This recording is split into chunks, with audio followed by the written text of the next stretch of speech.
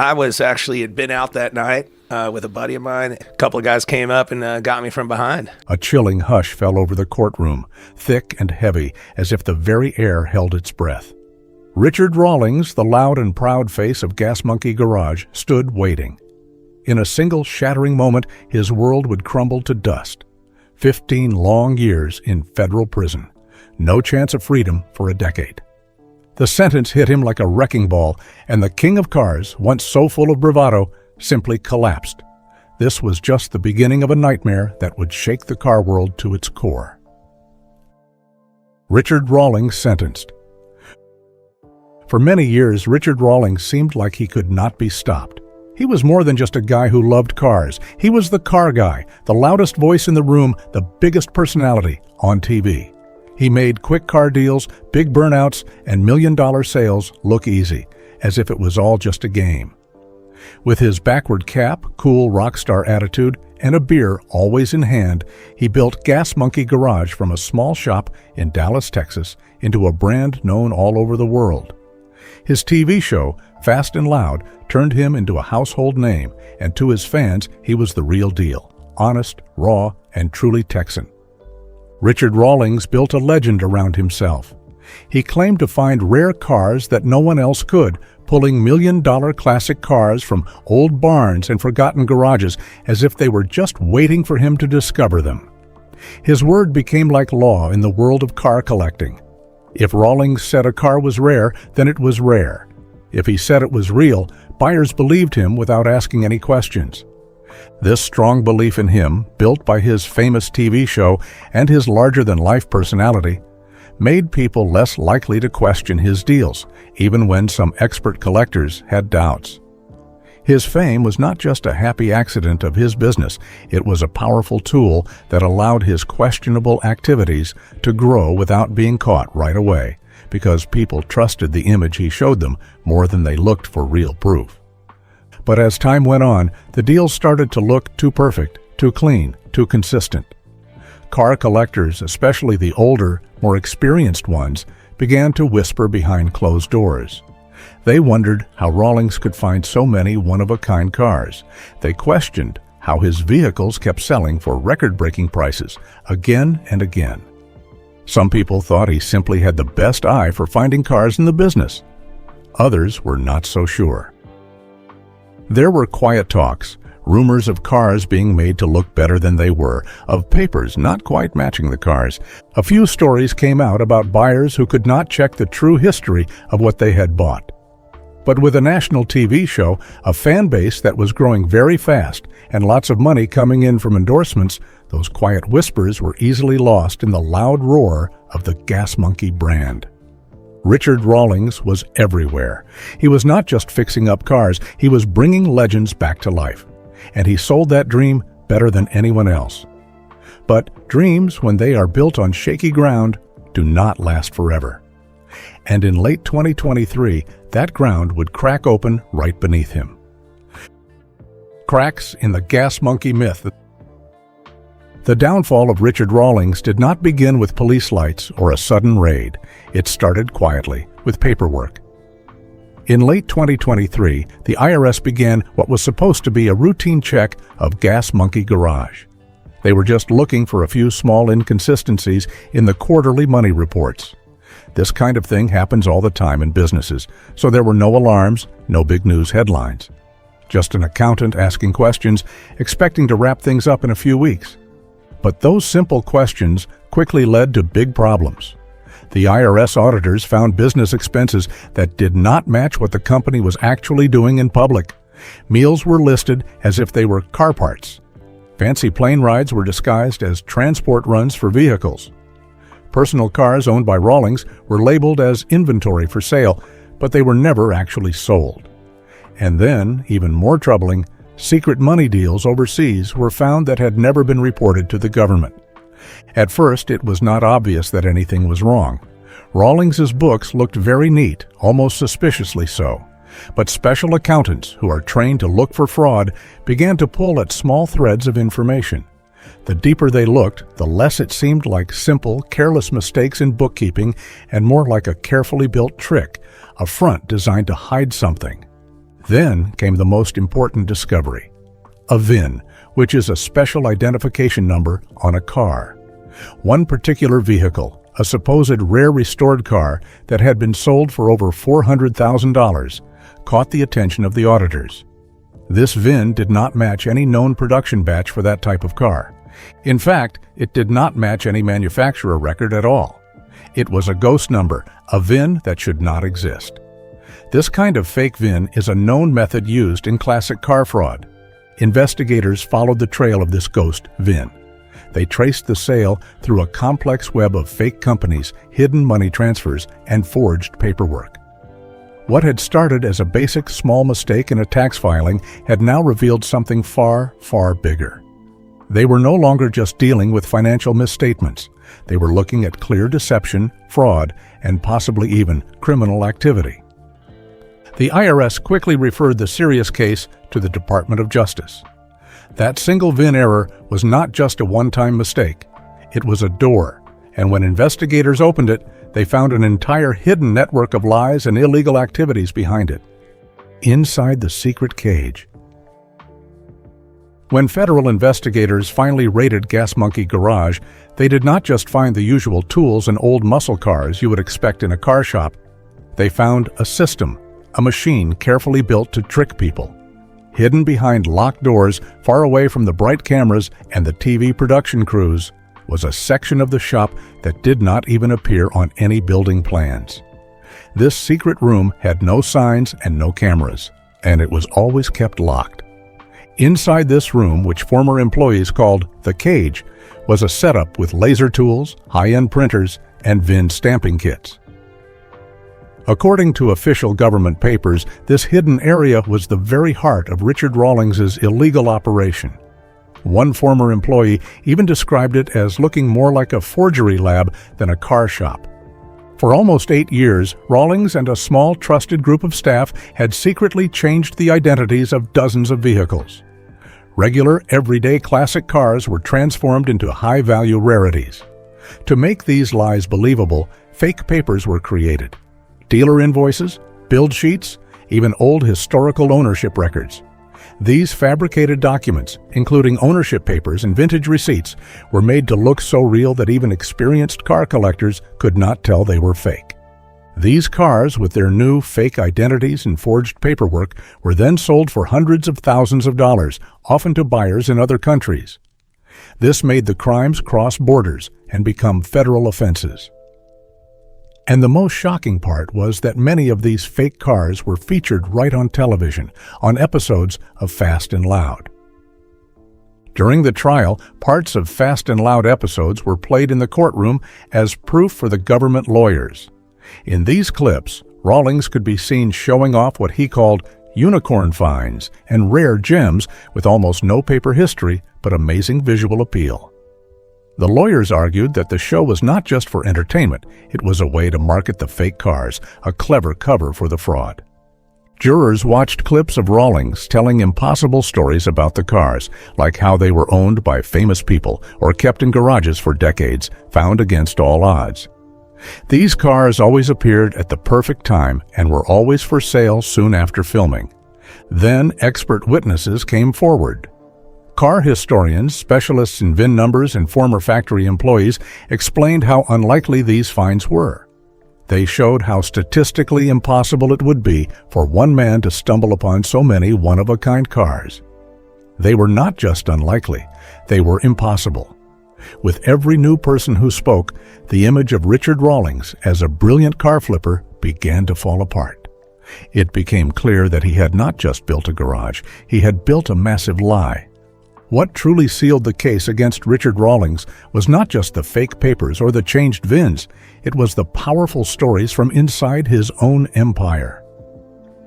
3 former Gas Monkey Garage employees came forward and each told almost the exact same story, which was very damaging.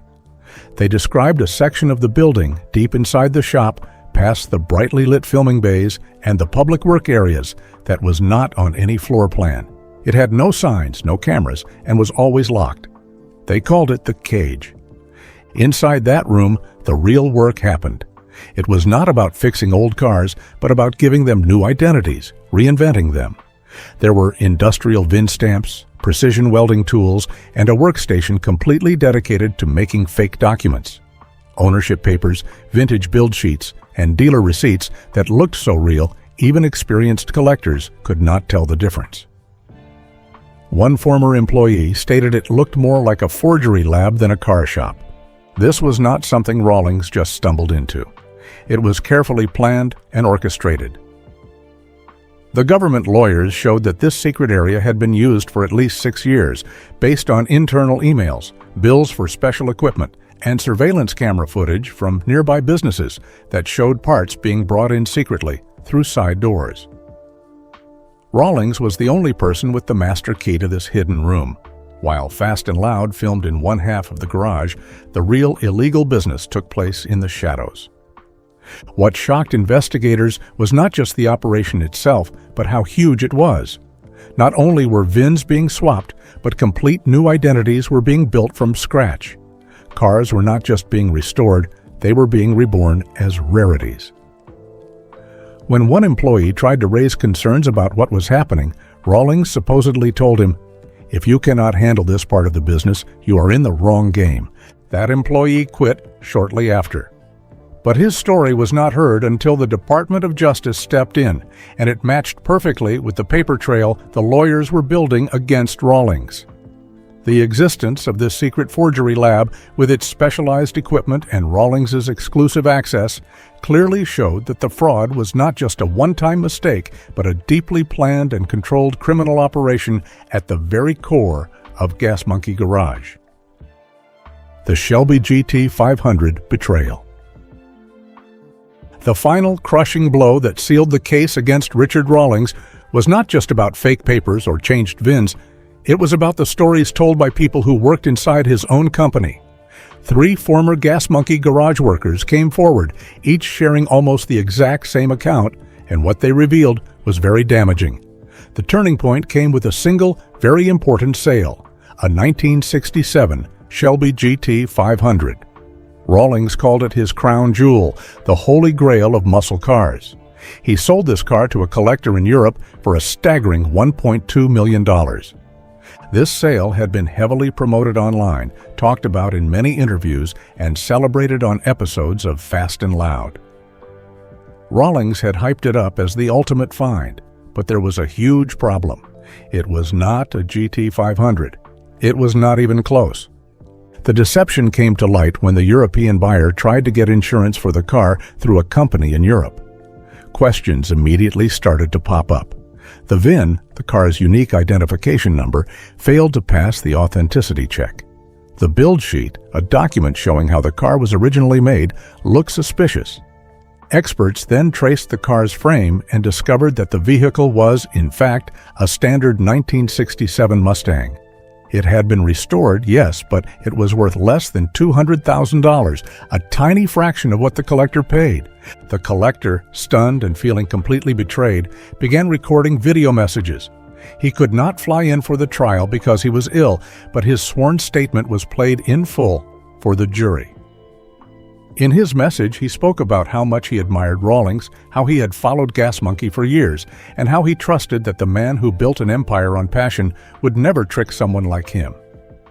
"I believed in Richard," he said, holding up the original purchase agreement. "Now I see he was acting the whole time." That emotional testimony hit the jury hard. But the government lawyers did not stop there. They played recordings of voicemails Rawlings had left for the buyer, promising the car's authenticity.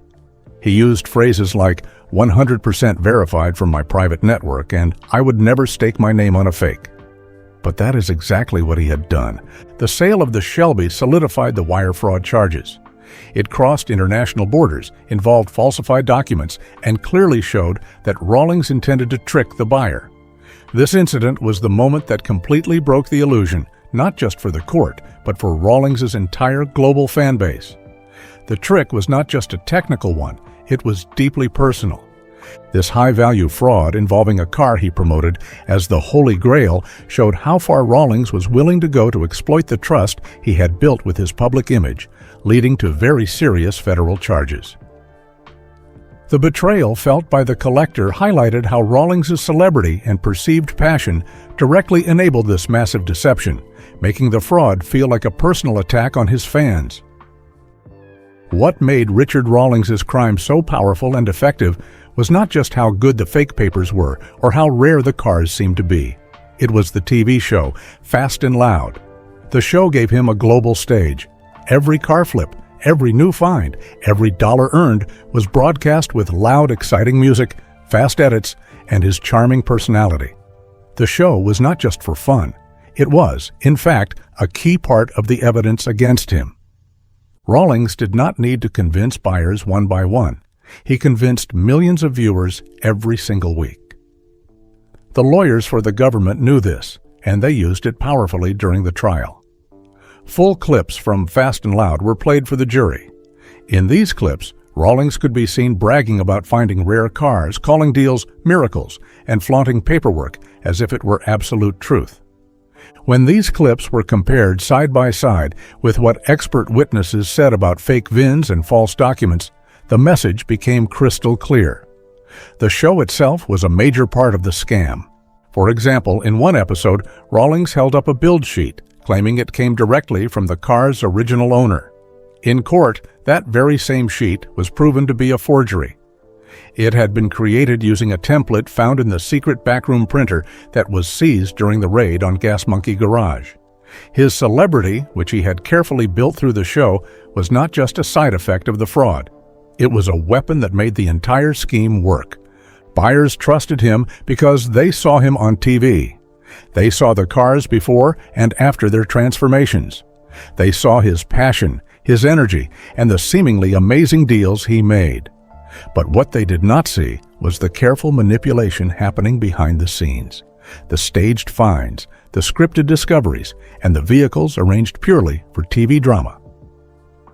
The courtroom quickly realized that Rawlings did not just build fake cars, he built a fake reality. And when you have control over the story, you can sell anything, even a lie. This showed how his fame was used to deceive people, turning his public image into a tool for his criminal activities. The show effectively manufactured authenticity, making viewers believe in a fabricated world where his deals were always genuine. Within hours of the guilty decision being read, big car auction houses like Barrett-Jackson and Mecum quickly put out urgent statements. They announced that they would begin internal investigations into any vehicles that had been previously sold through Gas Monkey Garage. They were not taking any chances, and cars that were once seen as rare treasures, crown jewels of collections, were now under deep suspicion. Private collectors who used to proudly brag about owning a Gas Monkey original suddenly went silent. Some immediately demanded their money back. Others quietly pulled their expensive cars from upcoming auctions, not wanting them to be scrutinized. A few even contacted law enforcement directly, suspecting that they too had been tricked. Insurance companies also quickly got involved. High-value policyholders who owned many expensive cars were flagged. Claims were frozen, and cars were called back to be checked again for their true value. One executive at a major insurance company called the scandal the largest classic car authenticity collapse in the last 25 years. This showed that the fraud was not just about a few cars. It infected the perceived value and trustworthiness of a whole part of the car market.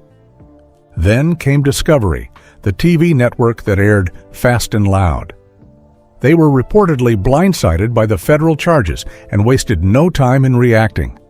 Within just 72 hours of Rawlings being found guilty, Discovery Channel officially cut all ties with him.